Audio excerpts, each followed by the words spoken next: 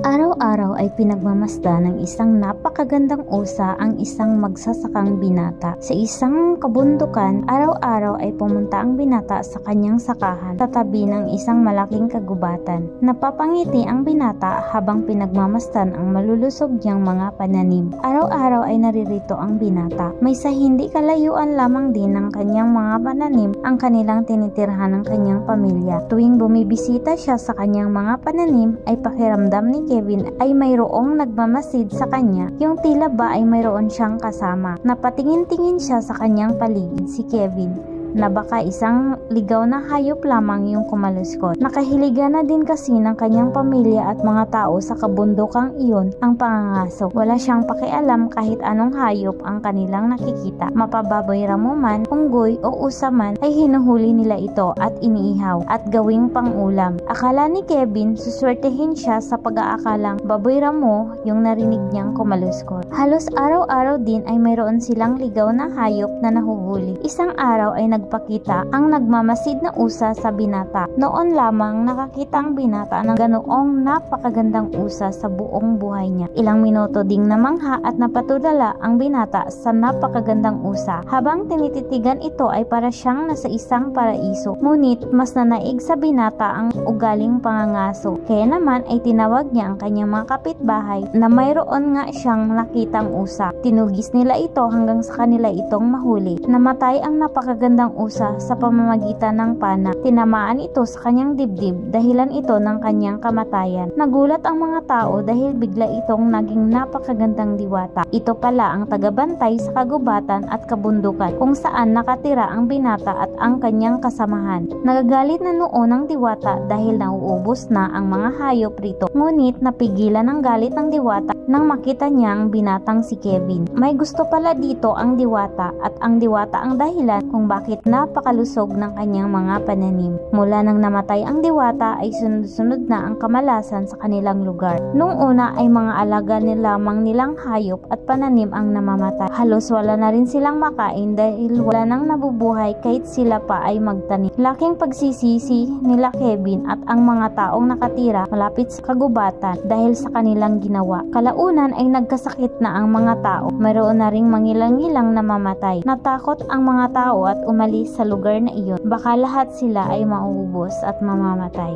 The end.